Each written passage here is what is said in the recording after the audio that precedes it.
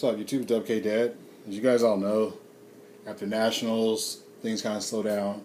There generally aren't any major events going on. However, I find it odd that August 31st and September 1st is the weekend of a YCS. I don't even know how that's going to work. It's going to be kind of weird. They said the details are to be announced, so that's going to be kind of weird. I guess day one, March 13th format, day two, September 13th format, or something. Or maybe it'll be a seal event. I don't know. But as I was saying, when people are generally sick of the format, we sort of revert back to the old formats. Whether it be Teledad, people have been playing 2011 plant format. Some people have been playing SynchroCat. I don't know why. That shit was stupid. I think that was more stupid than Teledad. And, of course, you have Goat format. I really like this format, Goat Control. That's the April 2005 band list.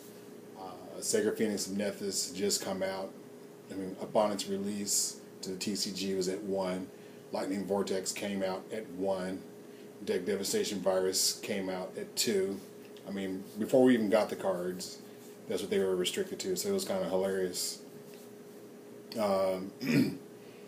Generally, when you play Go format, we play pre-Cybernetic Revolution because the general consensus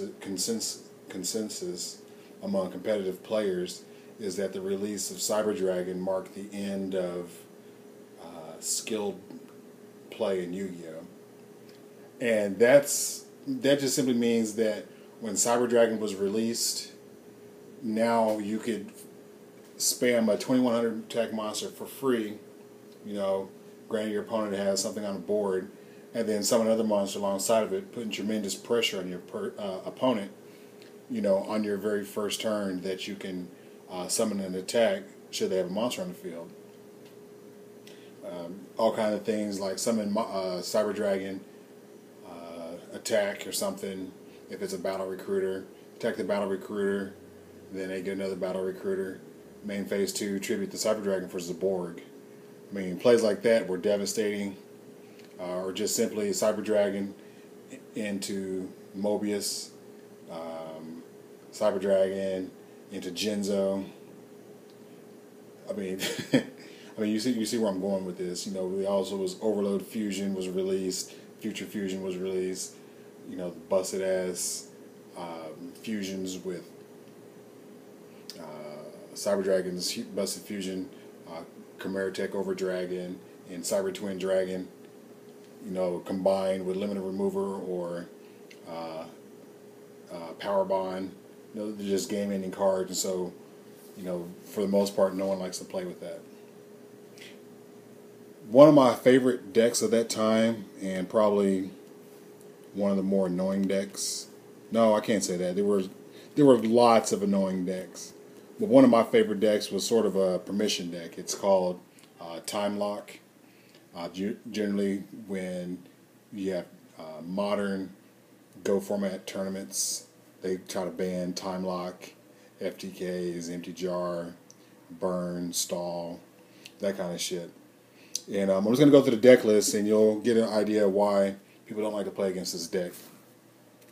Standard goes. You got to have the star. This is the boss monster. If you don't play BLS, you have to have a really good backup win condition, because generally your BLS is the out to your opponent's BLS. Double Magical Merchant seems really bad because Pot of Avarice wasn't legal until Elemental Energy, I think, which was after Cybernetic Revolution, maybe, if I remember correctly. But it's really important that you dig for certain cards in this deck. Two Magician of Faith, and yes, I'm looking for Champion Pack Merchants, Champion Pack Faiths. 2 Night Assailant. I'm looking for Champion Pack Night Assailants. Night Assailant was at 2, guys. That made for some really busted combos. 2 Mask of Darkness. So far, a bunch of fucking flip effects. 2 Tsukiyomi. 1 Breaker. Sangin, Sinister, Tribe, and Morphing Jar. 16 monsters, that was the norm. You didn't want to play more than 16 because there's just too many busted spells to run. So we got 2 Book of Moon, 2 Metamorphosis. I need Champion Pack Metamorphosis, guys. I choose to run 1 Crossout because I generally only need 1 if I get my setup going. Snatch Steal, Duo, Pot of Greed, Graceful. You guys know the Trinity of today: Storm, Reborn, Hole. This is the original Trinity. Duo, Pot, Grace. That was busted openings. You go up so many cards in your opponent, it's not even fair. MST. I play 1 Scapegoat. It's called Goat format. People generally play 2 or 3. My field usually doesn't allow for goats. I need to fit a second one in there because you can lose control to a well-timed Jinzo. Premature Burial, Storm. And now for the reason why it's called Time Lock. 2 Time Seal. Your opponent skips their draw phase, kind of like Yatagarasu, but it's chainable. One of the more busted plays is set Mask of Darkness and Time Seal. A lot of bad players will summon Breaker turn 1. Summon Breaker, pop your back row, you chain Time Seal. They're like, fuck. So then they attack your Mask of Darkness, and you get your Time Seal back. Very, very punishing play. Next, for locking up your opponent's draws, 2 Phoenix Wind Blasts. Wind Blast is amazing. Generally, these are your cards you pitch for Wind Blast, and Serpent is basically makes Wind Blast a 1-for-1. Night Assailant makes it even better because you get a card back. I mean, you get any of these guys back when you pitch a Night Assailant. Plus, he can grab himself. Next, we have Call the Haunted, Mirror Force, Ring of Destruction, and Torrential. Those are pretty much the staple traps at the time. And then the reason why this deck was so powerful, why you only needed 1 Goat, 1 Crossout, and you could play weak monsters, no aggressive monster. Triple Solemn Judgment. People say they thought it conflicted with Ring of Destruction. I don't think I've lost a game to Ring of Destruction because of Solemn Judgment. Mainly because to Ring of Destruction something, there has to be a monster face up on the field. And in a deck like this, that rarely ever happens. Or you just Solemn the Ring of Destruction anyway. So yeah, that's my version of the Suka Time Lock. There's other variants. Some people choose to run Back to Square One. It's a really cute card. They tribute for Jinzo, you put on top of their deck. Now they got a redraw tribute monster, which sucks. You can put your own flip effect or your own BLS back on top of your deck so your opponent can't snatch steal or something. I don't know. They're just really, really sacky plays with the card.